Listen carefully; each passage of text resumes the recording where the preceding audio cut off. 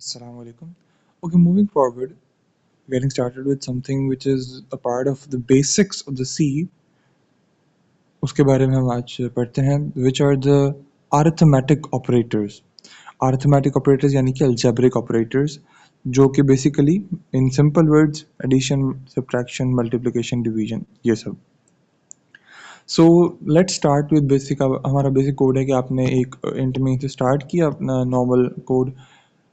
आपने एक variable int ए को इनिशियलाइज कराया और साथ ही इसको डिक्लेयर करा दिया, उसके अंदर वैल्यू रख दी 2 एंड देन इसी तरह बी और सी को हमने सिर्फ इनिशियलाइज कराया, उसकी कोई वैल्यू नहीं रखी क्योंकि इसमें हमने इनका रिजल्ट स्टोर करना है. अच्छा, अब एज यू नो हम अगर किसी चीज़ को कमेंट बना देते हैं तो वो प्रोग्राम का पार्ट नहीं रहता, मतलब वो प्रोग्राम में एज बाकी कमांड्स की तरह नहीं चलता. तो हम क्या करेंगे, इसको हमने कमेंट बना दिया ताकि हम इनमें से किसी भी एक को एक में चला सकें. So moving forward, let's see how it works. हमारे पास a इज इक्वल टू 2 था, b is equal to 3. If we move forward and write our command कि c जो है वो इक्वल है a प्लस b के. ओके, एडिशन के लिए हमने क्या किया, दरमियान में एक अरिथमेटिक ऑपरेटर लगाया. हमारा अरिथमेटिक ऑपरेटर यहाँ पे कौन सा है, प्लस का. So c is equal to a plus b and then हमने प्रिंट कर दिया प्रिंट f परसेंटेज d, यानी कि जो हमने ये फॉर्मेट स्पेसिफायर है परसेंटेज d. हमने इसकी पहले बात की है कि हमें यहाँ पर स्पेसिफाई करना पड़ता है कि हम जो वेरिएबल प्रिंट करवा रहे हैं वो किस फॉर्मेट का है, किस टाइप का है. तो हम यहाँ पर percentage d, percentage s, percentage c, percentage f, percentage lf इस तरह लिखते होते हैं. अब परसेंटेज d क्योंकि ये इंटीजर हमने बनाया था, इंटीजर है तो उसको करवाने के लिए परसेंटेज d एंड देन आगे वेरिएबल नेम c. अगर हम इसको रन करते हैं प्रोग्राम को,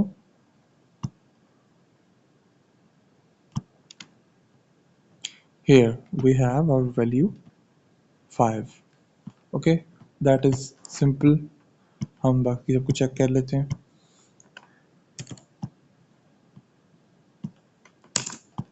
अगर हम इसको करेंगे हमारे पास आंसर जो है वो आ जाना चाहिए -1. as we can see it is -1 and then if we move towards the multiplication we should get 6, right? we got 6 and then अब आ जाते हैं डिवीजन पर. वैसे 2 डिवाइडेड बाई 3 का आंसर 0.66667 इस तरह से आता है, लेकिन अगर अब हम इसको करके देखते हैं a डिवाइडेड बाई b तो हमारे पास यहाँ पर आंसर 0 आ रहा है. इसको देख लेते हैं. अच्छा, ये चीज़ गौर कर लीजिएगा कि हमने माइनस के लिए अर्थमेटिक ऑपरेटर ये यूज़ किया, माइनस मल्टीप्लिकेशन के लिए अर्थमेटिक ऑपरेटर ये यूज़ किया, कौन सा सिंबल, एस्टेरिक का, स्टार कह लो बेसिक आसान लफ्ज़ों में, और हमने डिवीजन के लिए ये स्लैश यूज़ किया. ठीक है, ये बाकी दोनों बाद में बताते हैं. अच्छा, अब हमने इसका आंसर हमारे पास 0 क्यों आया. गौर से देखिए कि हमारा जो डाटा टाइप सी जिसमें स्टोर हो रहा है वो एक इंटीजर डाटा टाइप है, फ्लोट डाटा टाइप नहीं है. ये डेसिमल वाले नंबर्स को डील नहीं कर पाएगा, यानी कि 0.00 या 0 पॉइंट वाला काम डील नहीं कर पाएगा. इसने सिर्फ पहला ही ले लेना है इंटीजर. इसलिए हमें इसको क्या करना पड़ेगा, हमें इसको एक फ्लोट बनाना पड़ेगा. उससे क्या होगा, ये इसके अंदर जो स्टोर होने वाली वैल्यू होगी वो फ्लोट वो डेसिमल नंबर्स को डील कर सकेगा. ये हमें यहाँ पर भी इसका फिर वो फॉर्मेट स्पेसिफायर चेंज करना पड़ेगा, परसेंटेज एफ करना पड़ेगा. अच्छा, अब अगर हम c डिवाइडेड बाय इसको जो अगर हम स्टार्ट करते हैं तो रन करते हैं, अब हमारे पास आंसर आ रहा है 0.000. चलो डेसिमल तो आ गया, लेकिन ये बाद में 0 क्यों है, इसका आंसर तो 0.66667 आना चाहिए था. एक और चीज़ याद रखिएगा, सी में अगर आप उसको अगर जिस भी नंबर को डिवाइड कर रहे हैं, अगर डिनोमिनेटर में जो नंबर रखा हुआ है अगर वो इंटीजर है तो बाद में 0000 ही आएगा. अगर आपको डेसिमल वैल्यू चाहिए तो डिनोमिनेटर को फ्लोट रखना है. ठीक है, हम क्या कहते हैं, अपनी आसानी के लिए बस इतना समझ लें, इसको भी अगर हम इसको इंटीजर भी रहने देते इशू नहीं था. ठीक है, अगर आपको डिनोमिनेटर फ्लोट है और जो एट दी वेरी एंड आपका वेरिएबल जिसमें आप स्टोर करवा के शो करवा रहे हो वो भी फ्लोट है तो ऑल गुड शो हो जाएगा. लेकिन अपनी आसानी के लिए एक बेसिक हम याद रख लेते हैं कि यार चलो हमारे पास डेसिमल में शो नहीं हो रहा तो इसका मतलब है हमें वेरिएबल जो है वो फ्लोट में डिक्लेयर करवाने हैं ताकि हमारा काम आराम से हो जाए वेरिएबल डेसिमल में भी.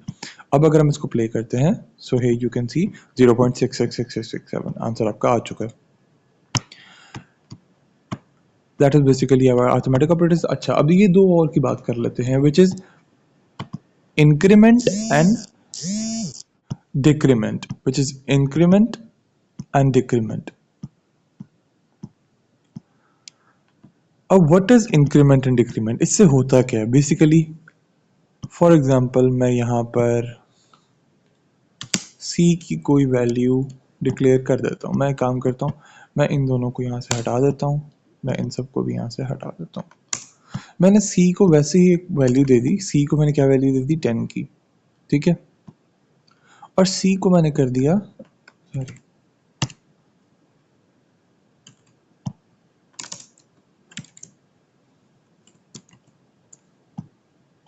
हियर मैंने यहाँ पर c में कर दिया इंक्रीमेंट, ठीक है। इंक्रीमेंट मैंने कर दिया, तो क्या होगा अगर मैं इस कमांड को चलाता हूँ? तो इंक्रीमेंट मीन्स इजाफा कर देना। ये कमांड सी के अंदर +1 कर देगी। जस्ट अ सेकेंड, ये कमांड हमारे पास सी के अंदर +1 कर देगी। As you can see our answer is 11, ठीक है।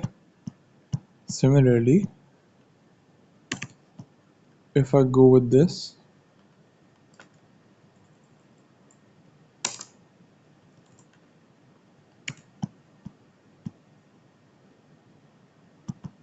यू कैन सी डिक्रीमेंट ने क्या किया, एक माइनस कर दिया सी में से, तो सी की वैल्यू क्या आ गई, 9, क्योंकि मैंने इसको पहले डिक्लेयर कराया था 10। So these are basically arithmetic operators. एक बहुत बेसिक ये टॉपिक है, बहुत बेसिक चीज़ है सी की। आई होप ये समझ आ गई होगी। ओके, मूविंग फर्दर हमारे पास इसमें एक चीज़ और है जो कि है रिमाइंडर डिवीजन। हमने उसी तरह अपना एक इंटीजर ए ले लिया 2, इंटीजर बी ले लिया 3, एंड देन हमने जो है अपना एक इंटीजर सी डिक्लेयर करा लिया ताकि उसमें हम स्टोर कर सकें। अच्छा, अगर हम करते हैं नॉर्मल डिवीजन इस तरह से, बी मैंने अच्छा मैंने यहाँ पर for example a divided by b की जगह बी डिवाइडेड बाई ए ले लिया। सिंपली मैं यहाँ पर 3 डिवाइडेड बाई 2 ले रहा हूँ। अगर हम यहाँ पर ये लेते हैं ना, तो हमें ये आंसर में देगा दिस थिंग, द कोशेंट, ठीक है। बट इन केस हम यहाँ पर ले लेते हैं remainder division. What is remainder division? Remainder division अगर आपने करवानी हो तो आप उसको शो करवाते हो बेसिकली परसेंटेज साइन से, ठीक है। नाउ अब ये होती क्या है, इसको दरमियान में अगर जैसे प्लस माइनस मल्टीप्लाई डिवाइड करवाना होता है तो हम साइंस रखते हैं दरमियान में, प्लस माइनस के स्टैरिक का और बैक स्लैश का। अगर हमने रिमाइंडर डिवीजन करवानी हो तो हम परसेंटेज साइन रखते हैं। रिमाइंडर डिवीजन करती क्या है, अगर हमने दो नंबर्स के दरमियान में ये वाली डिवीजन ली है तो एट द वेरी एंड हमें जो आंसर शो होगा वो हमें ये चीज़ शो होगी, द रिमाइंडर, ये जो नीचे रिमाइंडर लिखा हुआ है ये चीज़ हमें एट द आउटपुट हमें दी जाएगी। इन केस हमारे पास यहाँ पे 3 है एंड देन 2 है, ओके। हम इसको जो है वो रन करवाते हैं कि वैसे 3 का क्या आना चाहिए, 3 बाहर 2 अंदर 3 डिवाइडेड, सॉरी 3 अंदर 2 बाहर 3, 2 1 ज़ा 2, एंड आपका आंसर आना चाहिए 3 माइनस 2 1। आपका आंसर इसका 1 आना चाहिए रिमाइंडर का। As you can see here the answer is 1, ठीक है। बेसिकली अगर हम इसकी मैं सिर्फ समझाने को दिखा दूँ कि 2 1, अगर हम 2 बाहर और 3 अंदर से, हमने 3 डिवाइडेड बाई 2 किया था, 3 रिमाइंडर डिवीजन 2, तो हमारे पास क्या होगा 2 1 ज़ा 2 एंड इसमें से माइनस होकर आंसर 1। ये वाला जो 1 है हमें आउटपुट पर मिला है। अगर हम चाहें तो हम इसको समझने के लिए अपना एक प्रोग्राम और देख लेते हैं सिंपल दूसरे वर्ड्स के साथ, कि दूसरे नंबर्स के साथ। अगर हमारे पास 17 डिवाइडेड बाई 5 हो और उसका हमने रिमाइंडर लेना हो तो हम क्या करेंगे, हमारे पास क्या आंसर आएगा 17 divided by 5। At the very and हमारे पास क्या बचेगा 5 5 से 15 एंड द आंसर बच गया 2। रिमाइंडर नीचे 2 आना चाहिए। As we can see the remainder is 2। I hope ये समझ आ गया होगा।